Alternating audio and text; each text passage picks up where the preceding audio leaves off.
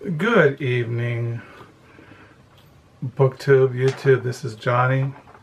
I thought I'd make a quick video. It is January the 7th, 2021, and it is going on 6:12 in the evening here in Holland, Michigan. I am in my main study because my wife is listening to CNN News about Trump and starting an insurrection there in Washington, D.C., trying to overthrow the U.S. government. Him and his followers, Republican Party. Of course, they failed, but I could go on all day about that, all night, but I'm not, because they're not going to do anything. He'll be gone in 2 weeks, and then we'll have Biden. But who knows? Trump's an insane, he's just absolutely crazy, so who knows what he'll do.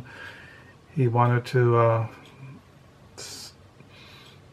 he caused his followers to storm the Capitol building and threaten the lives of senators and House Representatives, and try to stop the election process. And so the guy's, I think he should be tried for treason, but I doubt it's going to happen. He'll probably just get out scot-free and keep being who he is.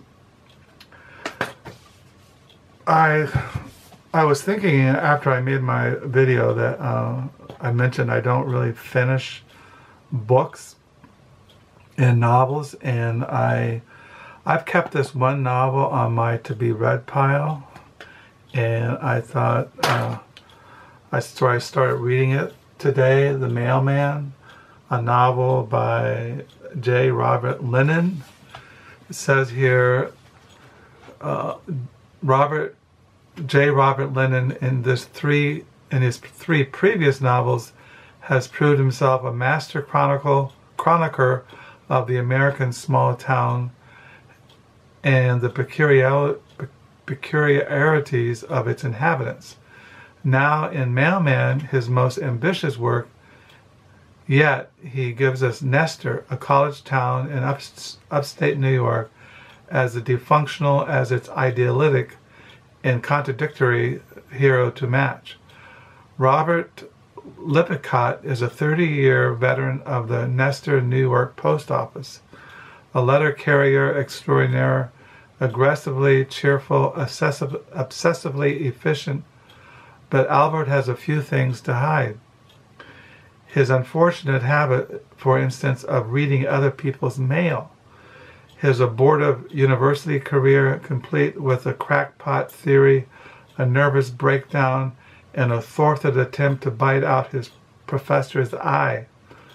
A disastrous marriage, grotesquely self-absorbed parents, and a sexually ambiguous entanglement with his melodramatic sister. And then there's his attempt to reform the postal system of Kyrgyzstan and his complicated relationship with his cats. But he has no problem keeping his life in perspective until one of his customers turns up dead, and Albert is left holding a letter that might have saved his life. Over 10 frenzied days, Albert's precarious existence begins to crumble, and his demons are in hot pursuit. The postal inspector who want to ask him a few questions, his memories of the women he loved but didn't love enough, his sexual hang-ups, his intellectual failures, an increasingly painful lump under his left arm. So, yeah, I had read this a couple of months ago, and it had been left on my to-be-read pile. I had not taken it down on the lower level. So I started reading this again. Today, when I got up this morning, I read Dionysius the Carthusian's commentary on Bavinck Psalms. I was on Psalm 9, which reads, reading Psalm 9 in the Old Testament. Reads Psalm 9.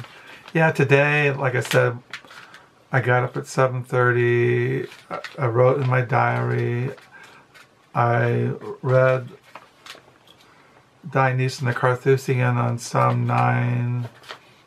And our granddaughter came over this afternoon. It seems she comes over on Tuesdays and Thursdays, but she goes back to school, I think next Monday. So I don't know how long that's going to last. Hopefully this COVID-19 plague, which is raging and killing thousands, will be somehow stopped by this vaccine, but I doubt it. It says in Psalm 9, prayer and thanksgiving for the Lord's righteous judgments. I will praise you, O Lord, with my whole heart. I will tell of all your marvelous works. I will be glad and rejoice in you. I will sing praise to your name, O Most High. When my enemies turn back, they shall fall and perish at your presence. For you have maintained my right and my cause. You sat on the throne judging righteousness. You have rebuked the nations. You have destroyed the wicked. You have blotted out their name forever and ever. O enemy, destructions are finished forever. You have destroyed cities. Even their memory has perished. But the Lord shall endure forever. He has prepared his throne for judgment. He shall judge the world in righteousness.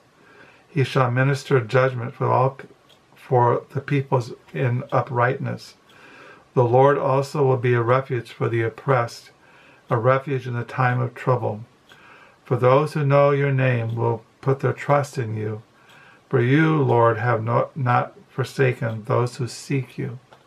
Sing praises to the Lord who dwells in Zion. Declare his deeds among the people. When he avenges blood, he remembers them. He forgets not the cry of the humble. Have mercy on me, O Lord. Consider my trouble for those who hate me, who lift me up from the gates of death, that I may tell of all your praise. In the gates of the daughter of Zion, I rejoice in your salvation. The nations have sunk down in the pit which they made, in the net which they have hid. Their own foot is caught. The Lord is known by the judgment he executes. The wicked is snared in the work of his own hands. The wicked shall be turned into hell, and all the nations that forget God. For the needy shall not always be forgotten. The expectation of the poor shall not perish forever. Arise, O Lord, and do not let man prevail. Let the nations be judged in your sight. Put them in fear, O Lord, that the nations may know themselves to be but men. So that is Psalm 9. I thought I would show some books I mentioned I've been reading The Imitation of Christ by Thomas à Kempis. This was like in the high Middle Ages, I think. This translation was around the 1530s, so that's around 16th century, 14th century, 15th century. But there is another modern take on The Imitation of Christ. I bought this a couple of years ago. This came out in 2013. It's called Imitating God in Christ, Recapturing a Biblical Pattern by Jason B. Hood. You have this, Christian classic, but this is also a more modern take on the same idea of imitating Christ. He is our pattern of spirituality. And so this is a good book to read. It says here in the back, Jason Hood takes us on a tour of what the Bible has to say about imitating Jesus. He draws our attention to what Paul told the Corinthians, and he taught everywhere in every church, and he looks at the theme in a historical and contemporary perspective.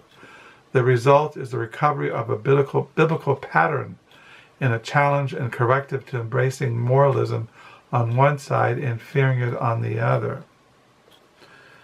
And Yeah, I read this book a couple of years ago, but I thought I mentioned it if you want a more modern, contemporary take on imitating Christ. So, also, I was thinking about the books that really stand out in my mind from last year, and this is one of them. I was going to mention just a couple of them. Is this Puritan reprint, Moses' Choice, which its full title is called Moses' Choice, with his eye fixed upon heaven, discovering the happy condition of a self-denying heart, delivered in a treatise upon Hebrews 11, verses 25 and 26 by Jeremiah Burroughs. This is a Puritan reprint. The Moses' Choice was first published in London in 1641. This edition came out last year in 2019. So it was one of my favorite books of last year, and I got it back out to read some more of it. Also, this is another book that I really enjoyed reading last year and highly recommend. This is a book that was reprinted. I had an old paperback edition, and this is a recent reissue of this book called The Wonderful Works of God by Herman Bavinck. As you all know, Herman Bavinck is one of my favorite Dutch Reformed theologians of the 20th century. It's called The Wonderful Works of God, Instruction in the Christian Religion According to the Reformed Confession by Herman Bavinck. And this was published by Westminster Seminary. I think it is a reprint. Westminster Seminary Press. And I really enjoyed that. And I also enjoyed this book by Herman Bavinck. This came out in 2019. Reform Ethics, Created, Fallen, and Converted Humanity by Herman Bavinck. I highly recommend this. I really enjoyed this. So these are the kind of books that stand out in my mind throughout the year 2019, 2020.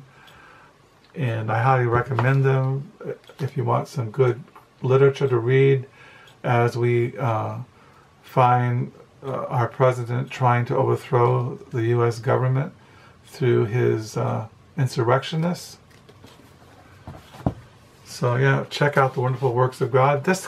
I first read this, I think my edition came out, this first came out in